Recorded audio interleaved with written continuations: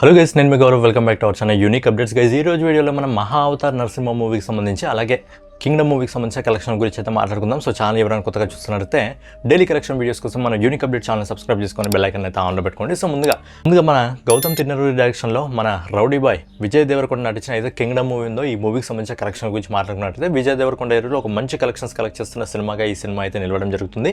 అయితే ఈ సినిమా 100 కోట్లలోకి అడుగు పెట్టాలని చెప్పి నేనైతే కోరుకోవడం జరుగుతుంది. ఎందుకంటే ఇప్పటి వరకు మన విజయ్ దేవరకొండకి రౌడీ బాయ్కి 100 కోట్ల సినిమా లేదు కాబట్టి మొదటి 100 కోట్ల సినిమా అవ్వాలని చెప్పి మనస్ఫూర్తిగా ఆశిస్తున్నాను. సో లేట్ చేయకుండా ముందుగా ఈ సినిమాకి సంబంధించిన కలెక్షన్ గురించి మాట్లాడుకున్నట్టయితే ఈ సినిమా మొదటి 2 రోజుల్లో ఇండియా నెట్ కలెక్షన్ వచ్చేసి 28 కోట్ల 11 లక్షల రూపాయలు వసూలు చేసింది. అలాగే ఈ సినిమా 3వ రోజు అంటే నిన్న ఈ సినిమా ఇండియా నెట్ కలెక్షన్ వచ్చేసి సాటర్డే హాలిడే కాబట్టి లైట్గా గ్రోత్ రావడం జరిగింది. 9 కోట్ల 18 లక్షల రూపాయలు వసూలు చేయడం జరుగుతుంది. అలాగే ఈ రోజు సండే ఫుల్ హాలిడే కాబట్టి ఇప్పటివరకు మనకు వస్తున్న ఎస్టిమేటెడ్ రిపోర్ట్ ప్రకారం దాదాపు 10 కోట్ల రూపాయలను అయితే వసూలు చేస్తుంది.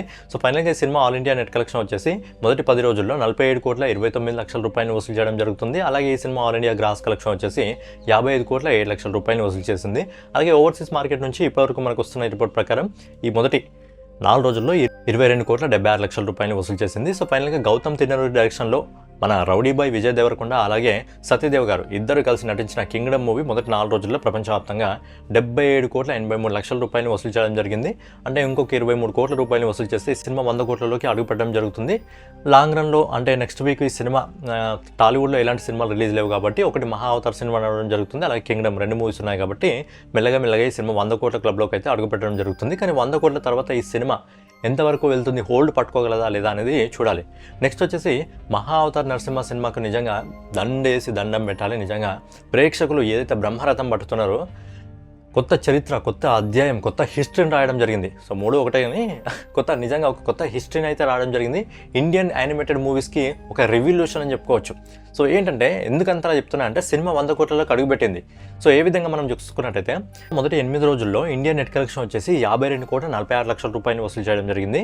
అలాగే 9వ రోజు అంటే నిన్న ఈ సినిమా ఇండియన్ నెట్ కలెక్షన్ వచ్చేసి సాటర్డే కాబట్టి మంచి అడ్వాంటేజ్ ఈ సినిమాకి దొరికింది. దాదాపు 15 కోట్ల 10 లక్షల రూపాయలు అయితే వసూలు చేయడం జరిగింది.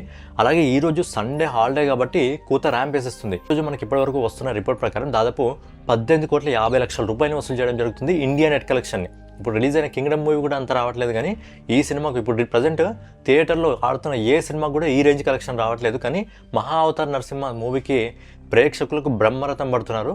సో అది అనమాట మెయిన్గా నార్త్ ఆడియన్స్, అలాగే మన తెలుగు ఆడియన్స్ 18 కోట్ల 50 లక్షల రూపాయలు ఈ రోజు ఇప్పటివరకు మనకు వసూలు చేస్తుంది. అలాగే ఈ cinema all India net collection వచ్చేసి 86 కోట్ల 5 లక్షల రూపాయలు అయితే వసూలు చేయడం జరుగుతుంది. సో ఫైనల్గా ఓవర్సీస్ మార్కెట్ ఇంకా గ్రాస్ కలెక్షన్ మొత్తం కలుపుకొని వరల్డ్ వైడ్గా మహా అవతార్ నరసింహ కేవలం 10 రోజుల్లోనే 102 కోట్ల 38 లక్షల రూపాయలు వసూలు చేయడం జరిగింది. సో అఫీషియల్గా 100 కోట్లలోకి అయితే అడుగు పెట్టడం జరిగింది. నాకు తెలిసి మేకర్స్ రేపు పోస్టర్ రిలీజ్ చేసే అవకాశం ఉంది. ఎందుకంటే మనం ఎస్టిమేటెడ్ కలెక్షన్తో చెప్పుకుంటాం కాబట్టి మేకర్స్ రేపు మండే మార్నింగ్ పోస్టర్ ఖచ్చితంగా రిలీజ్ చేయడం జరుగుతుంది. రిలీజ్ చేయగానే నేను పోస్ట్లో షేర్ చేయడం జరుగుతుంది.